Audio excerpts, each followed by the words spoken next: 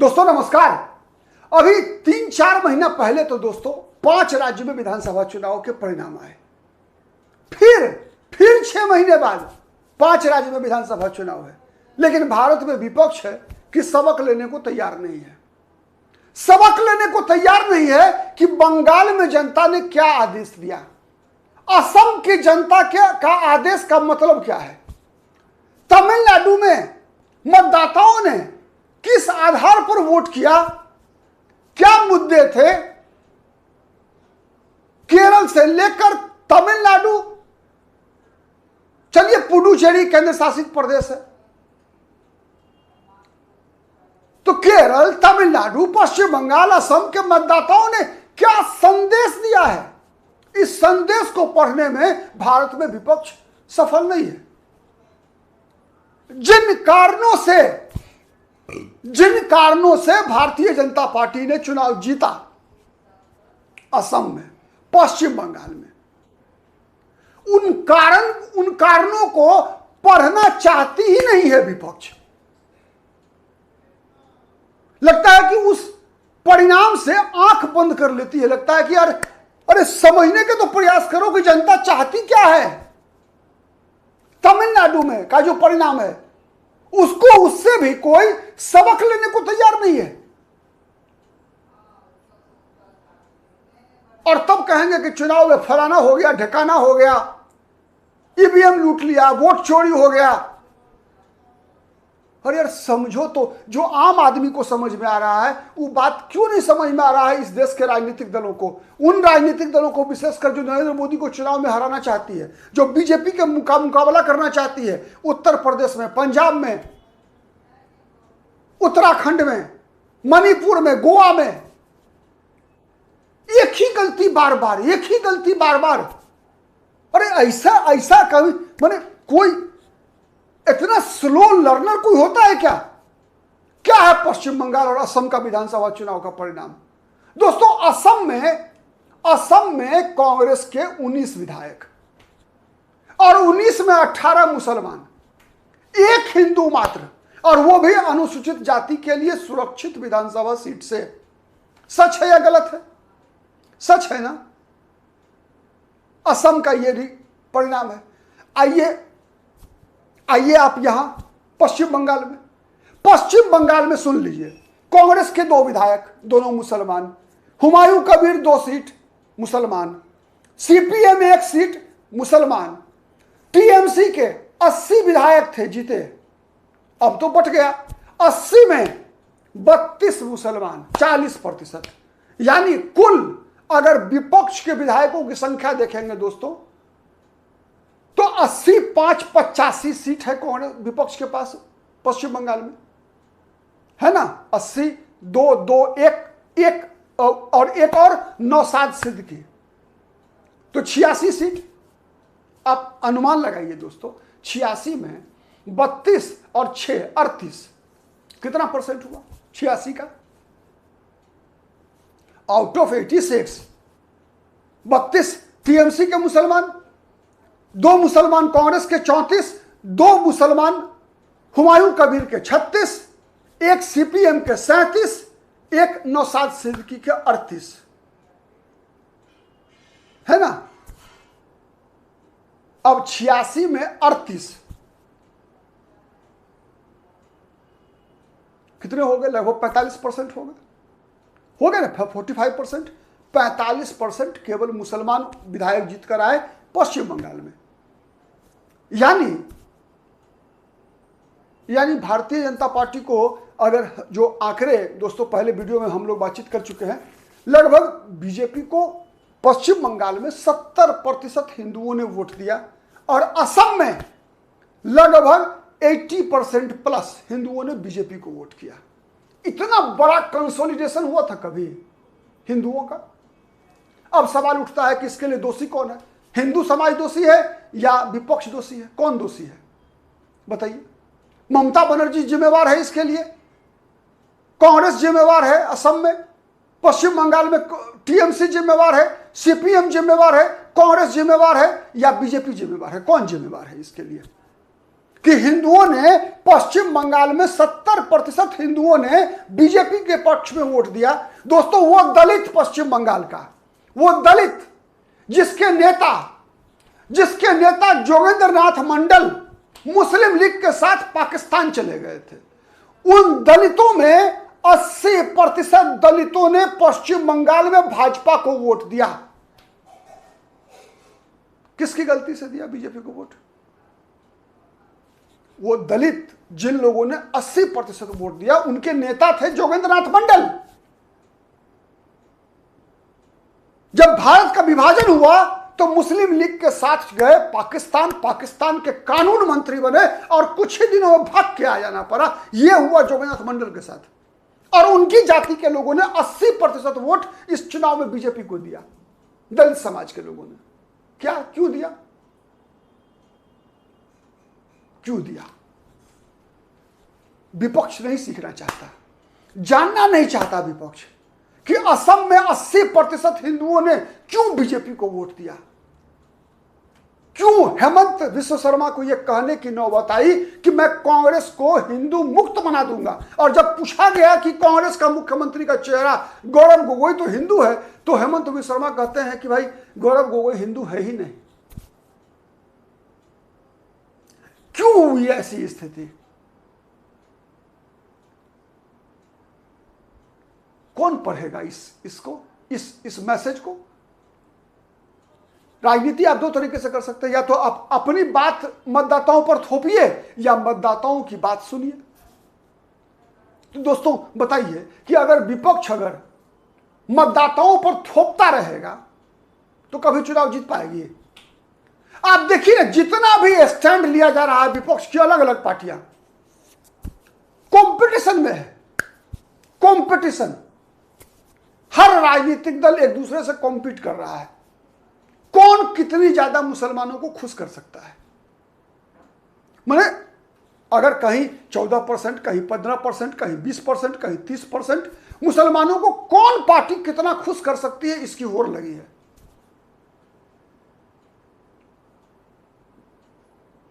लेकिन सीखने को तैयार नहीं है, कोई अंतर नहीं पड़ रहा है। यह कारण है। तमिलनाडु में थलापति विजय, पहला ही चुनाव, लगभग बहुमत आइए गया ना, लगभग बहुमत के आसपास अपने बलबूते पर। क्यों जीत हुई? दूसरा संदेश है, क्यों ऐसा होता था कि 5 साल डीएमके और 5 साल एआईएडीएमके, यानी 5 साल ये लोग सेवा नहीं करते थे जनता की अपेक्षाओं पर खरा नहीं, क्योंकि मालूम था कि 5 साल के बाद इनको बाहर जाना है, फिर अगले 5 साल के बाद वापस आएंगे वो, यानी अपनी बारी का इंतजार करना है। लोग सोच रहे थे कि इस बार पलानीसामी का नंबर है। स्टालिन भी सरेंडर कर चुके थे कि चलो 5 साल का ब्रेक है, फिर अगले 5 साल अभी पलानीसामी का राज होगा, फिर अगला 5 साल हमारा होगा। कुछ करें चाहे नहीं करें,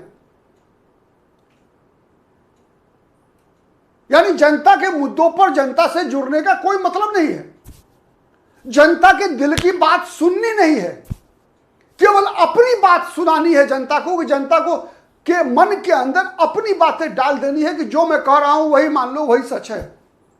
और किसी बात को इतनी बार बोलो कि वो झूठ भी कन्वर्ट हो जाए सच में। तो दोस्तों 47 वाली स्थिति है क्या? अब चाहे अनचाहे शिक्षा का स्तर तो बढ़ रहा है, सोशल मीडिया का प्रभाव है, आम मतदाता अपनी दिमाग का भी इस्तेमाल करने में सक्षम है।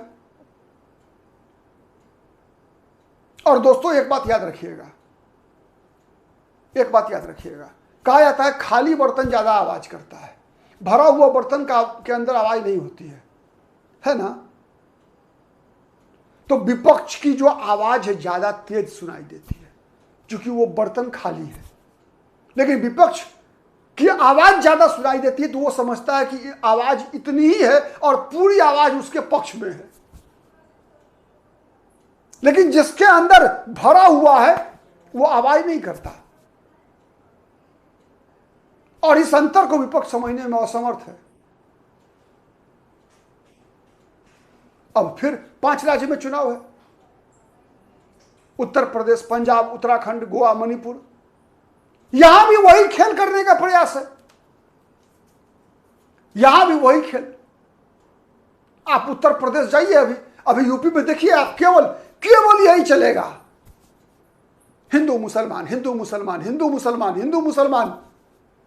ढूंढ ढूंढ कर हिंदुओं में जाति से नेता को लाया जाएगा बाहर। ये फलानी जाति का है तो ये फलानी जाति का है, वो फलाना जाति, वो फलाना जाति। ये पूर्वी उत्तर प्रदेश का फलाना जात है तो वो पश्चिमी उत्तर प्रदेश का है। ढूंढ कर लाया जाएगा और दिखाया जाएगा कि देखो ये तुम्हारा चेहरा है, लेकिन उस चेहरे में अपना चेहरा कोई नहीं दिखाएगा आपको। आप पर थोपा जाता है। समझ नहीं पाई है, सीख नहीं पाई कि क्यों लोगों ने ममता बनर्जी के खिलाफ इतनी नाराजगी है। क्यों चुनाव हरवाने के बाद भी टीएमसी हार गई चुनाव, और उसके बाद भी टीएमसी के वर्कर को, टीएमसी के नेताओं को किस प्रकार से जनता टमाटर, अंडा या ऐसा कभी हुआ था क्या? फिर भी सीखने को तैयार नहीं, फिर भी थेथराई है। हम कोई काम करेंगे नहीं 5 साल, और जाति के नाम पर, धर्म के नाम पर हम आ जाएंगे चुनाव जीतने के लिए। दोस्तों सीखो तो यार। बीजेपी ने अगर 2021 के चुनाव में पश्चिम बंगाल में ममता बनर्जी से जब बीजेपी हारी थी, तो लगातार 2021 से लेकर 2026 तक पश्चिम बंगाल की गांवों को, पश्चिम बंगाल के कस्बों को भारतीय जनता पार्टी और आरएसएस के कार्यकर्ताओं ने छान डाला। यानी गली गली, गांव गांव आरएसएस और बीजेपी के कार्यकर्ताओं ने मेहनत किया 5 साल तक ममता बनर्जी को हराने के लिए। क्या अन्य कोई विपक्षी दल जो जहां बीजेपी के खिलाफ विपक्ष है, क्या वो ऐसा कोई काम कर रहा है क्या? एक राज्य बताइए दोस्तों जहां पर कि विपक्ष, बिहार है, उत्तर प्रदेश है, कौन सा राज्य है? पंजाब है जहां विपक्ष जो है, जो मुख्य विपक्षी दल है, जैसे बीजेपी ने पश्चिम बंगाल में विपक्ष में रहते हुए जो ताकत लगाई ममता बनर्जी को उखाड़ने के लिए, जितना मेहनत किया बीजेपी ने, क्या वो कोई विपक्ष किसी अन्य राज्य में कर रहा है क्या?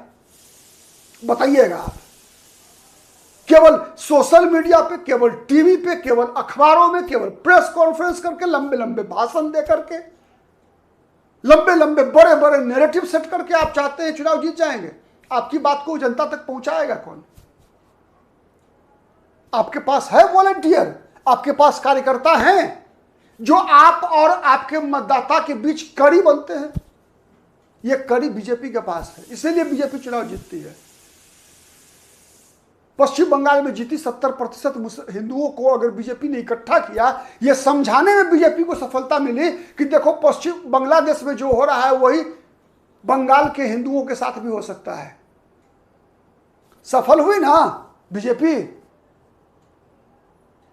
कि जो स्थिति बांग्लादेश में हो रहा है हिंदुओं के साथ, वही स्थिति जीतू दास के साथ जो हुआ बांग्लादेश में, वही चंदन दास के साथ हुआ मुर्शिदाबाद में।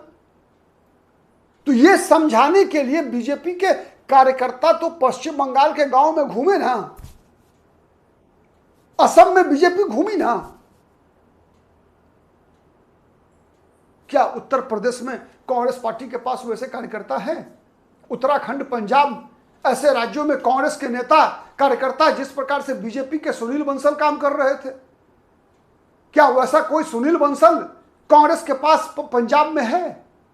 यह बड़ा सवाल है। क्या कोई सुनील बंसल जैसा कोई चेहरा, जिस प्रकार से सतीश पुनिया ने पश्चिम बंगाल में बीजेपी के लिए काम किया, महीनों काम किया, ऐसा कोई चेहरा क्या कांग्रेस पार्टी के लिए पंजाब में, उत्तर प्रदेश में काम कर रहा है? यह बड़ा सवाल है। जब तक इस सवाल का जवाब नहीं ढूंढेगी